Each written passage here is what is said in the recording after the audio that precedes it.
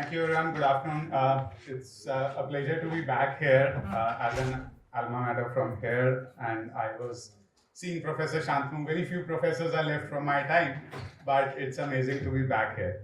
So obviously, Google is seen, Google DeepMind is seen as a big tech, but my talk in the next 10 minutes is on showing exactly the opposite view and version of Google. A version of Google which is as Indian, as open, as enabling as you might have seen any other indigenous or sovereign company that is there. Obviously, I don't have to emphasize that we understand that AI is humanity's most profound and powerful force today for progress. And there are n number of applications, and it is coming in at a very, very fast pace. Some folks are excited, some folks are worried, some folks are in between. So we have to obviously understand it, demystify it, and again, as Professor Shantanu said, how does humankind, which has always emerged on top of technology, also emerge on top of this technology and use it for good rather than being sort of servants for that. So Google has this mission to make sure that all the AI that we build is actually advantageous to everyone and everywhere. AI for 30 years, especially at the time when I was in IIT in computer science, it was struggling from the 1990s till about 2010.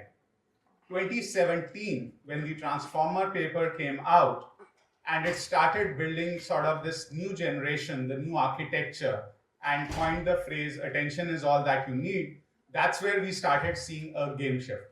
Now, obviously, we are reaching the other spectrum where we see humans lacking attention, and that's why perhaps LLMs are winning the race. But perhaps there is a way in which we can utilize these. And again, as I said, I will not focus on any of these things. These are all consumer-facing products that you see. But what I will focus on is actually how we are enabling the ecosystem with open models.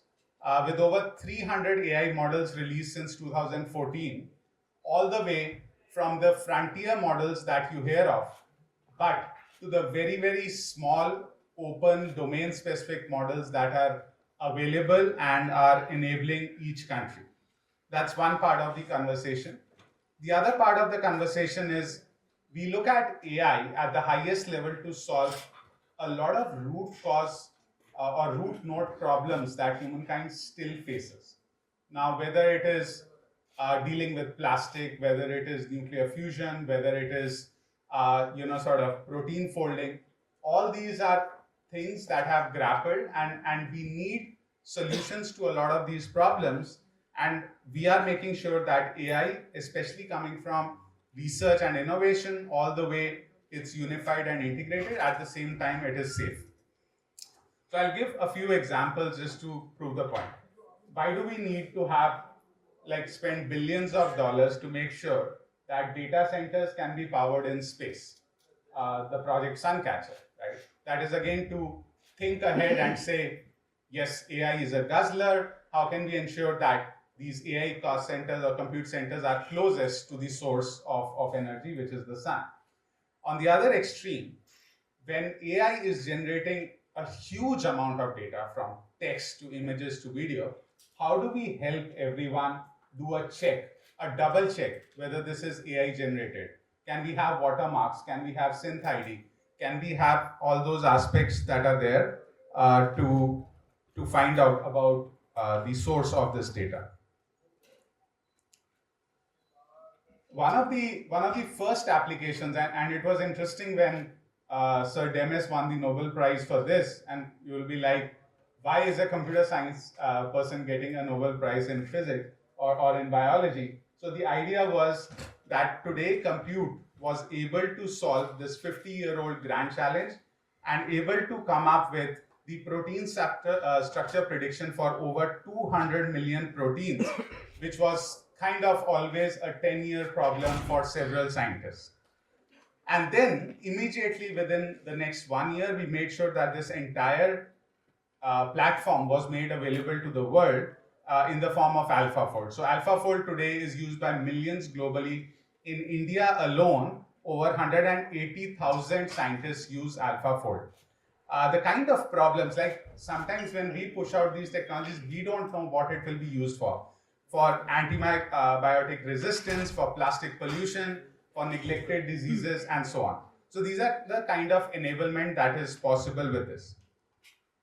Quickly coming closer to India, India has a strong lab which works. I'm the head of partnerships where we work extremely closely with the ecosystem. Since morning, we have heard about the language inclusivity part. I'll show you the biggest projects on language inclusivity, agriculture, and someone rightly said the efficiency of LLMs. Not 1x, 2x. We are trying to make LLMs efficient by 10x to 20x so that the energy consumption goes down significantly.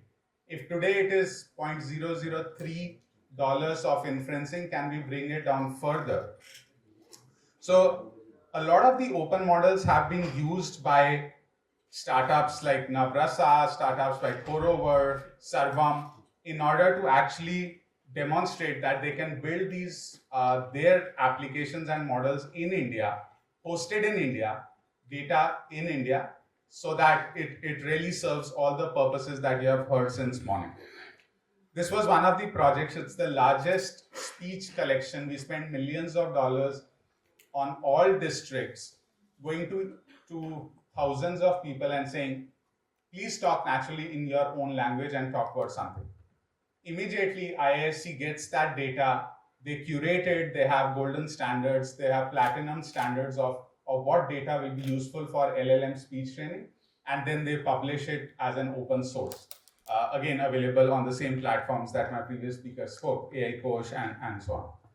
So this is the kind of effort on data which is important. In terms of agriculture, huge sort of requirement for India, and somebody rightly said, from village, can we get down to the field level? So when we look at the satellite imagery that we as Google have access to, we can't publish it because of the geospatial norms of the country. But what we can do is use that sub-meter resolution and give solutions like this, which allow you to zoom in, get the field boundaries, get the crop that is there, and then after that, a crop-in or any other startup can actually use this. These APIs are again available free of cost. It combines spatial, temporal, spectral, and radiometric data, and we interpret all this data to give you a lot of solutions. So just a few examples of this, and then I'll end my conversation on some of the open models. Obviously, I saw a very nice sort of benchmark, and kudos to the folks who spent time and money and effort for these benchmarks. So we are trying our best to make sure that open models and the entire family of Gemma models, all the way till Gemma 3 and hopefully the next one coming soon, you are able to use it within the country. You are able to fine tune it, very similar to the previous speaker saying that these are the weights and data sets that are available for you. A number of startups working with us, and we ensure that we work with them throughout. The last sector I'll talk about is the health foundation models. Health, super important sector. AIMS is like one entity. We also have IISc, the Center of Excellence for Health, and we are making sure that they are building OPD triaging, oncology applications, derm applications which are fine-tuned with the data sets of India. I think Professor also said that from general models we get down to specific models, and from specific models we can further get down to specific applications. I think that's the thrust and the crux for us when we enable India's health foundation models. Again, MedGemma has proven to be pretty awesome in terms of understanding different modalities in health.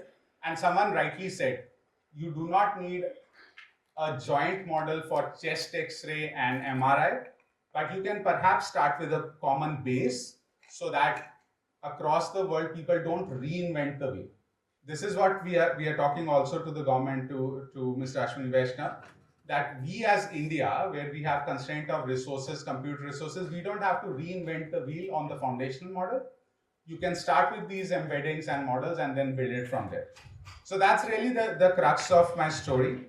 And in terms of India leapfrogging with Android users and using AI on their Android users, again, there are models like Function Gemma, because the ecosystem said, they wanted function calling ability so that they can build for the mobile ecosystem, and that's what we provided. So that's roughly what it is.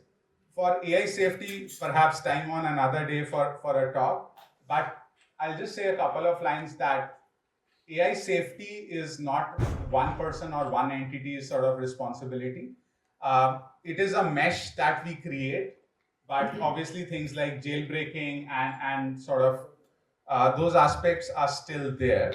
How do we ensure that we are able to work with the ecosystem locally, ground the output such that it is able to reflect and answer based on your applications. So that's one of the aspects that we work on very closely for a safe and trusted AI.